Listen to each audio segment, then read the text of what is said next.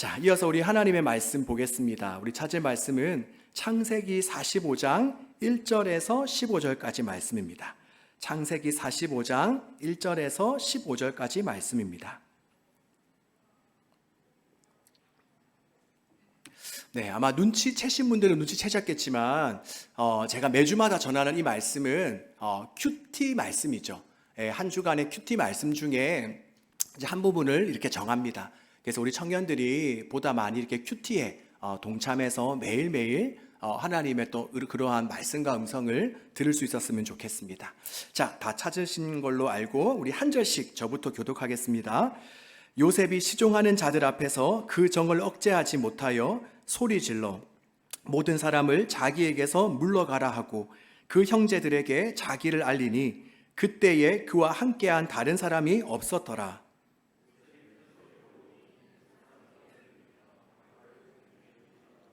요셉이 그 형들에게 이르되 나는 요셉이라 내 아버지께서 아직 살아 계시니까 형들이 그 앞에서 놀라서 대답하지 못하더라.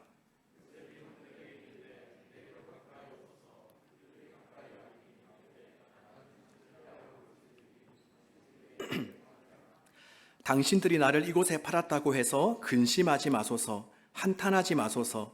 하나님의 생명을 구원하시려고 나를 당신들보다 먼저 보내셨나이다.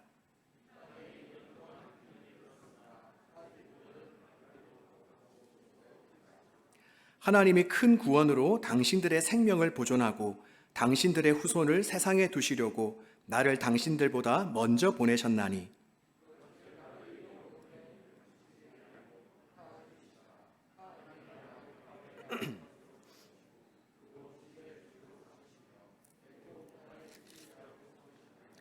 당신들은 속히 아버지께로 올라가서 아뢰기를 아버지의 아들 요셉의 말에 하나님이 나를 애굽 전국의 주로 세우셨으니 지체 말고 내게로 내려오사.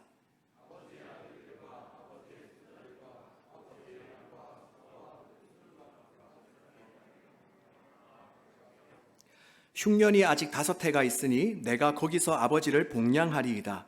아버지와 아버지의 가족과 아버지께 속한 모든 사람에게 부족함이 없도록 하겠나이다 하더라고 전하소서.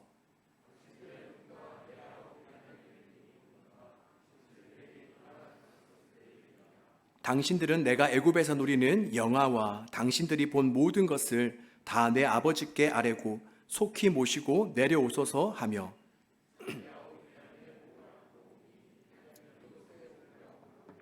함께 읽습니다. 요셉이 또 형들과 입맞추며 안고 우니 형들이 그제서야 요셉과 말하니라. 아멘. 오늘 함께 살펴볼 본문은 요셉이 감정을 억제하지 못했다라는 말씀으로 시작합니다. 그러면서 본문 1절에 보면 요셉이 어떠한 행동을 했는가가 상세히 나와 있는데요. 먼저 요셉은 시종 들은 자에게 소리를 질렀습니다. 그리고는 자기에게서 물러가라고 명령하였죠. 그리고 또 2절에 보면 요셉은 큰 소리로 울었습니다. 우리가 이러한 모습은 그동안 봤던 요셉의 모습과는 정말 다른 모습입니다. 우리가 그동안 알고 있던 요셉의 모습은 어떠하죠? 바로 자신의 모든 일에 자신의 감정을 잘 조절할 줄 아는 사람이었습니다. 한마디로 절제력이 아주 뛰어난 그러한 인물이었습니다. 그는 형들에 의해서 종으로 팔려갈 때에도 그리고 억울한 누명을 쓰고 옥에 갇힐 때에도 성경은 요셉이 그것으로 인해 억울해하거나 눈물을 흘렸다고 말씀하지 않습니다. 그리고 또 요셉은 20년 만에 형들을 만났을 때에도 모른 채 하며 단호하게 대처할 줄 알았고 또 사랑하는 동생 베냐민을 만났을 때에도 성경은 요셉이 감정을 잘 억제했다라고 말씀합니다. 그런데 오늘 본문에서 보면 요셉은 어떻습니까? 그는 북받치는 감정을 주체하지 못합니다. 완전히 제어력을 상실하고 말았습니다. 그래서 그는 이집트 사람들이 다 들을 정도로 큰 소리를 내며 울었습니다. 이처럼 다 큰 성인이 우는 것, 이것은 사실 요즘도 쉽지가 않죠. 그런데 특히 요셉이 살았던 고대 이집트 사회에서는 정말 있을 수가 없는 일이었습니다. 그것도 요셉은 이집트의 2인자이지 않습니까? 바로 그런 자가 모든 신하들이 다 듣고 있는데 큰 소리를 내어서 운다? 이것은 정말 당시에 아주 수치스럽고 부끄러운 일이었습니다. 자, 그렇다면 이토록 요셉의 감정을 요동치며 또한 요셉으로 하여금 더 이상 참을 수 없게 만든 요인은 무엇이겠습니까? 우리가 이것을 알려면 성경을 바로 한 장 앞으로 넘겨서 창세기 43장 13절부터 마지막 끝절 43절까지를 봐야 되는데, 한마디로 요약하면 바로 완전히 달라진 형들의 모습 때문입니다. 원래 요셉의 형들은 어떤 사람이었습니까? 아버지 야곱이 요셉만 사랑하고 편애하자 그 모습이 너무 얄미워서 요셉을 종으로 팔아버렸습니다. 이것은 같은 가족으로서는 도저히 있을 수 없는, 상상할 수 없는 그러한 일들을 한 것이죠. 그런데 창세기 43장 13절 이하에 나타난 형들의 모습은 어떠하냐? 예전과는 완전 다른 모습입니다. 먼저 그들은 요셉의 잃어버린 은잔이 베냐민의 자루에서 발견되자 가장 먼저 그들은 자신의 옷을 찢습니다. 고대 사회에서 옷을 찢는다는 것은 무엇을 말하죠?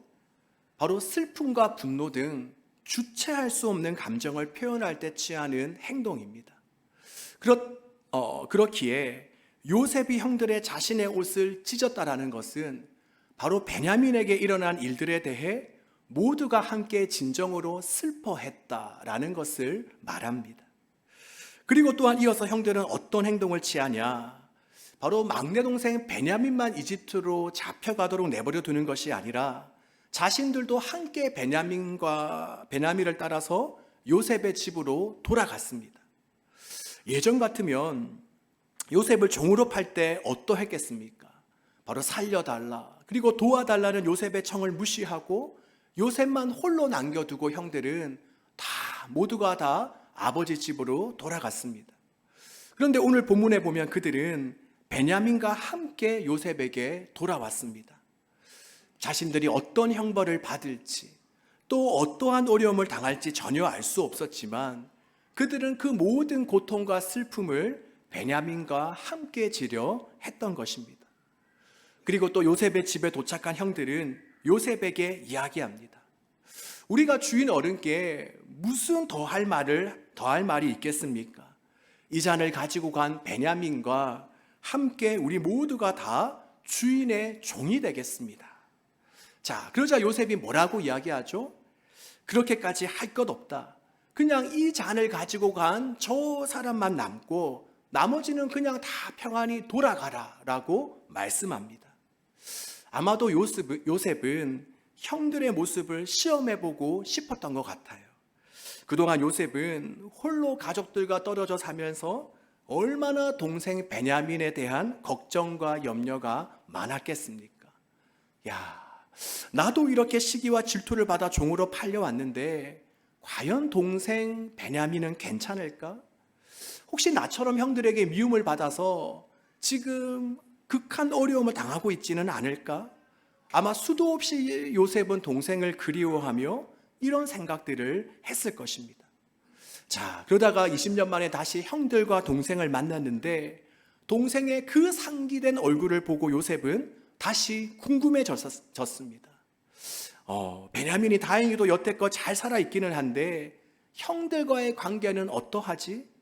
혹시 저렇게 겉은 멀쩡한데 속은 상처로 완전히 골마 터져 있는 것은 아닐까? 그래서 요셉은 형들에게 그냥 은잔을 훔친 베냐민만 남고 나머지는 다 돌아가라 라고 이야기했는데 형들은 어떻게 반응하죠? 그들은 자신의 안정과 평안을 다 포기하고 그냥 우리도 함께 남아있겠다라고 이야기합니다. 바로 끝까지 함께 책임을 지고 어떠한 고난과 어려움에도 우리가 함께 동참하겠다라고 이야기하는 것이죠. 그리고 계속해서 이어지는 내용을 보면 창세기 43장 끝부분에 형제 중 유다가 요셉에게 이야기합니다. 저 아이 대신에 저를 종으로 삼아 여기에 있게 해주십시오. 저 아이는 그냥 형들에게 함께 돌려보내 주십시오. 저 아이가 돌아가지 못하면 제 아버지는 돌아가시고 말 것입니다. 라고 이야기합니다. 자, 어떻습니까? 아무리 20년이라는 긴 세월이 지나긴 했지만 이제 요셉의 형들은 예전과는 완전히 다른 그런 사람이 되고 말았습니다. 자, 그리고 바로 이러한 사건 바로 다음에 나오는 것이 뭐냐? 오늘 우리가 읽은 본문 말씀입니다. 즉 요셉이 자신의 감정을 더 이상 주체하지 못하고 대성통곡하는 장면이 나오는 것이죠. 자, 그렇다면 이렇게 요셉의 감정을 완전히 무너뜨리고 또 절제력을 잃게 만든 그 원인은 무엇입니까? 아까도 이야기했지만 바로 형들의 변화된 모습, 바로 동생을 향한 진정 어린 사랑 때문이었습니다. 이렇게 형들의 그 진실한 사랑 앞에서 그동안 정말 꾹꾹 참아왔던 그 감정이 완전히 폭발해버리고 만 것입니다. 더 이상은 참으려고 해도 참아지지가 않았던 것입니다. 이렇게 여러분, 진실한 사랑, 진정성 있는 사랑은 어떠한 결과를 가져오냐? 바로 상대방의 마음을 녹이고 무장해제를 가져옵니다. 바로 그 어떤 사람도 참된 사랑 앞에서는 다 무너질 수밖에 없는 것입니다. 여러분, 바라기는 이 자리에 함께한 우리 모두도 이런 사랑을 할 수 있기를 바랍니다. 왜 요즘 많은 사람들이 기독교에 대해 마음의 문을 닫았습니까? 왜 교회가 하는 일들을 다 못마땅하게 생각하죠? 여기에는 여러 가지 이런저런 이유들이 많이 있겠지만 그 중에 하나는 바로 우리에게 이러한 진실한 사랑이 부족하기 때문은 아닐까 하고 저는 한번 생각해 보았습니다. 우리가 말은 사랑이 제일이라고 하지만 기독교의 제일 가치는 사랑이다 라고 우리가 외치지만 정작 저와 여러분, 바로 우리 안에 이러한 거짓 없는 사랑, 행동이 함께 수반되는 사랑, 헌신되고 자발적인 이러한 사랑이 부족하기에 세상이 그토록 우리를 외면하는 것은 아닐까요? 그러기에 우리 예전사 청년부 안에도 바로 요셉의 이 마음을 녹였던 이러한 형들의 따뜻하고 진실한 사랑이 있기를 바랍니다. 바로 다른 이들의 아픔과 상처를 마치 내 것처럼 여기며 또 타인을 향해서라면 나의 물질과 시간과 나의 에너지까지도 기꺼이 사용할 줄 알고 또 타인을 위해서라면 내가 헌신하고 희생할 수 있게 되기를 바랍니다. 그리고 이러한 사랑이 바로 예수님의 사랑이죠. 오늘 우리는 이 본문 요셉의 형들의 모습을 통해서 바로 우리를 향한 예수님의 사랑을 발견하게 되는 것입니다. 바라기는 이러한 주님의 사랑이 저와 여러분 안에 또 우리 안에 가득함으로 어떠한 기독교에 대한 상처와 오해 그리고 불신과 적대감을 가진 사람이 우리 공동체에 오든지 바로 그들을 대하는 진실한 사랑 앞에서 그들이 완전히 녹아내리며 무장 해제될 수 있기를 주님의 이름으로 축원합니다. 그리고 계속해서 본문을 보면 이렇게 형들 앞에서 완전 무장 해제가 된 요셉이 드디어 자기가 누구인지를 밝힙니다. 드디어 자신의 정체성에 대해서 드러나게 되는 거죠. 그래서 3절 앞부분에 보면 요셉이 그 형들에게 이르되 나는 요셉이라 내 아버지께서 아직 살아 계시니까. 여러분, 우리는 지금 이 장면을 문자로 읽고 있으니까 지금 이 사항이 별로 마음에 와닿지 않죠. 별로 실감이 나지 않습니다. 그런데 실제 상황은 어땠을까요? 아마 요셉의 형들은 오금이 저렸을 것입니다. 정말 공포감에 맥이 빠지고 말았을 거예요. 안 그래도 상황을 보면 총리가 어떻게 합니까? 갑자기 그 이집트에 그 권위 있는 총리가 소리를 지르고 또 다른 사람을 물러가게 하고 또 자기들 앞에서 큰 소리를 내며 울자 요셉의 형들은 어떤 생각을 했겠습니까? 야, 저 총리 겉은 멀쩡한데 완전 사이코패스 아니야? 지금 우리들 앞에서 왜 저러는 거야? 아마 이런 생각으로 몸이 바들바들 떨리고 정신이 없었을 겁니다. 그런데 저 총리가 바로 20년 전에 자기들이 팔아버린 동생 요셉이라니. 아마 형들은 정말 기절초풍하고 말았을 것입니다. 너무나도 두렵고 무서웠겠죠. 아마 그 순간 깊은 절망감이 그들을 사로잡고 말았을 것입니다. 그래서 3절 끝부분에 보면 형들이 그 앞에서 놀라서 대답하지 못하더라라고 말씀합니다. 완전 멘붕이 온 것이죠. 여러분, 이쯤 되면 보통은 다음에 어떻게 사건이 전개돼야 됩니까? 아마도 요셉이 여봐라 소리치면서 형들을 옥에 가두고 형들을 처벌해야 마땅하겠죠. 하지만 다들 알다시피 요셉은 원수를 원수로 갚지 않습니다. 안갚음을 하지 않습니다. 그리고 대신 무엇하냐? 정말 말도 안 되는 행동을 하는데 바로 두려워 떠는 형님들을 안심하고 위로합니다. 자, 먼저 4절을 보면 요셉은 형들에게 이렇게 말합니다. 내게로 가까이 오소서. 이것은 요셉이 형들을 가까이 불러서 그때 내게 왜 그렇게 했냐라고 따지거나 그랬구나 주먹을 날리기에 거리가 너무 멀어서 가까이 오라고 한 것이 아니죠. 바로 화해의 손을 내미는 겁니다. 내게 가까이 오소서. 나는 형님들과의 멀어진 관계가 다시금 가까워지기를 바랍니다. 자, 그리고 또 5절에 보니 요셉은 형들에게 당신이 나를 이곳에 팔았다고 해서 근심하지 마소서, 한탄하지 마소서라고 이야기합니다. 이것은 형님들, 자신들의 잘못에 대해 자책하거나 너무 비관하지 마세요라는 것입니다. 이렇게 요셉은 악을 악으로 갚지 않고 오히려 악을 선으로 갚았습니다. 자, 그렇다면 이렇게 말도 안 되는 이러한 일이 어떻게 일어날 수 있습니까? 그 비결이 무엇이죠? 바로 지난 주일에도 말씀드렸는데 바로 요셉은 지금껏 자신에게 일어난 이 끔찍하고 참혹한 일이 과연 누구로부터 허락되었을까? 왜 나에게 허락되었을까를 알았기 때문입니다.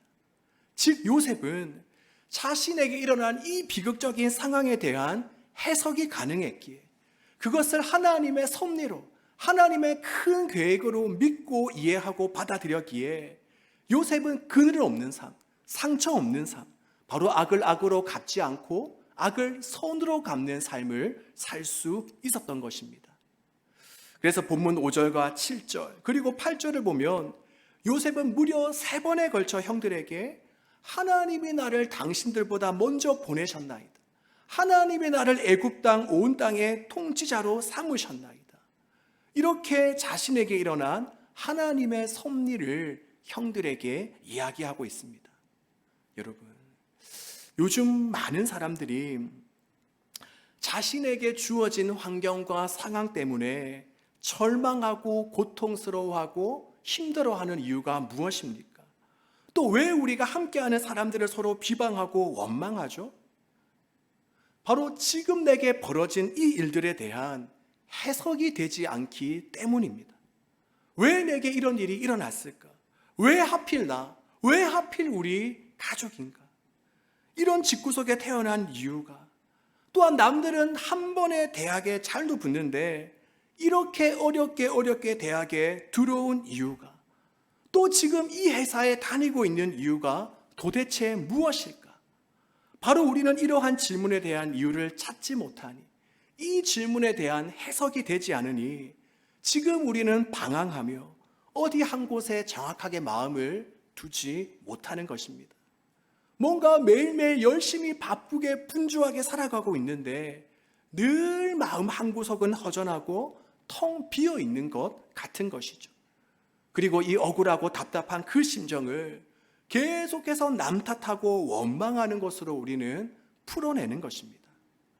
그렇다면 여러분, 지금 하나님께서 내게 이러한 상황과 환경을 허락하신 이유는 무엇입니까? 왜 지금 하나님께서 우리를 지금 이곳으로 부르셨을까요? 바로 우리는 이 질문을 가지고 날마다 하나님 앞에 나아가 하나님과 씨름하며 이 이유를 찾고 발견해야 하는 것입니다.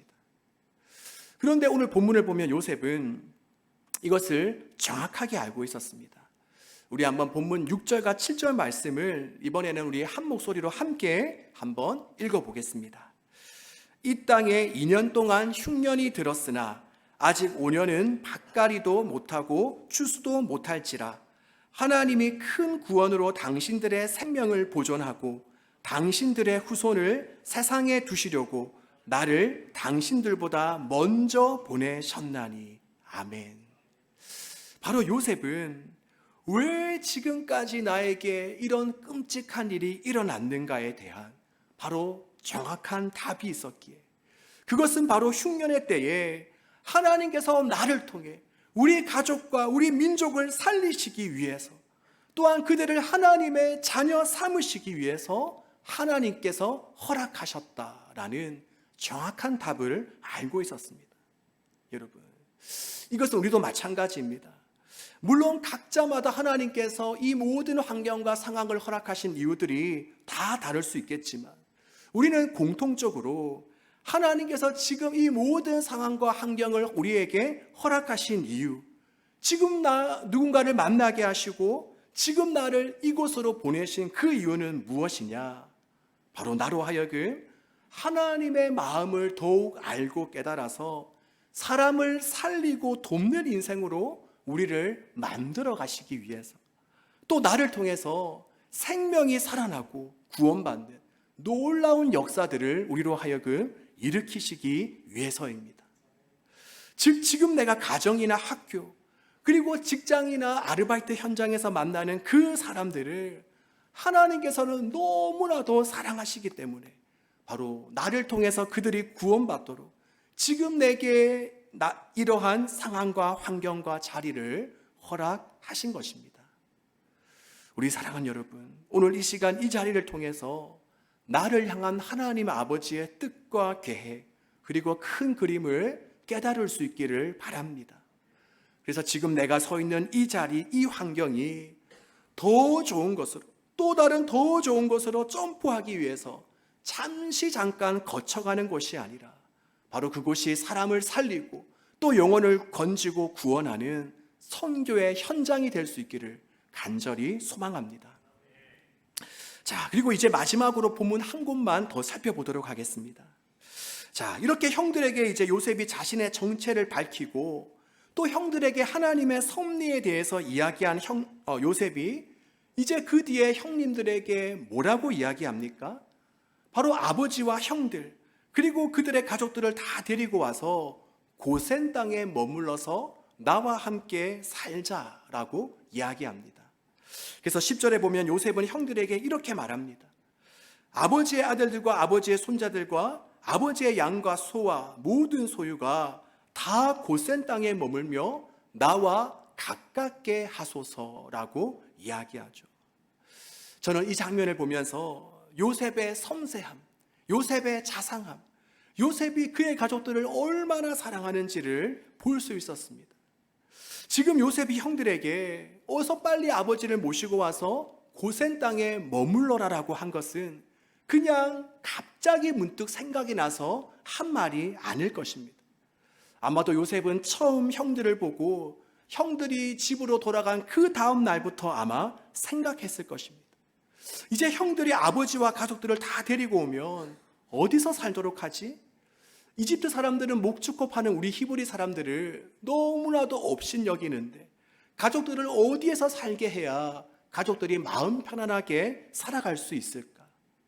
그래서 요셉이 이곳저곳을 살피다 결정한 곳이 바로 고센 땅이었을 것입니다. 왜냐?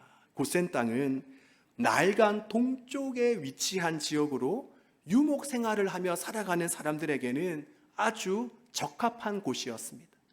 또한 이집트 본토와는 거리가 있어서 비교적 이집트의 그 우상의 영향도 덜 받을 수 있었고, 또 무엇보다도 기근이 끝나서 이제 다시 집으로 돌아가려고 할 때에, 가나안 땅으로 돌아갈 때에 중심지에서 떨어 있다 보니 보다 쉽게 떠날 수가 있었기 때문이죠.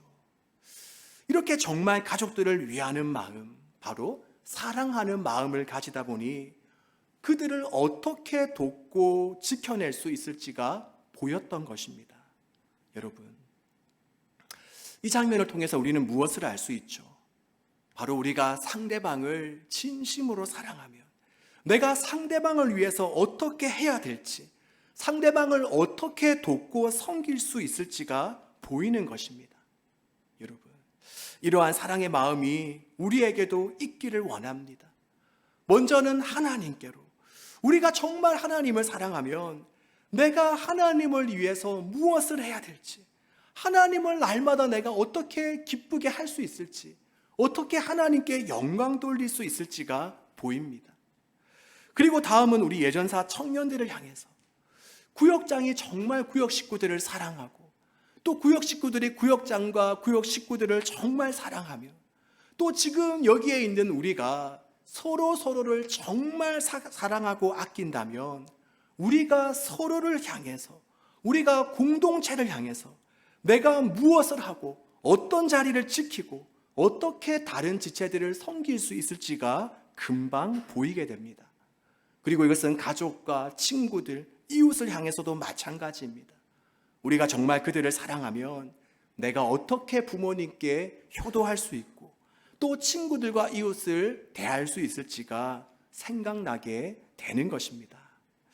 바라기는 이렇게 우리 모두가 서로를 향한 진실된 사랑, 거짓 없는 사랑을 우리가 가짐으로 말미암아 서로의 연약함과 필요와 그리고 부족한 부분들을 채워주고 보충해 줄 수 있기를 주님의 이름으로 축원합니다.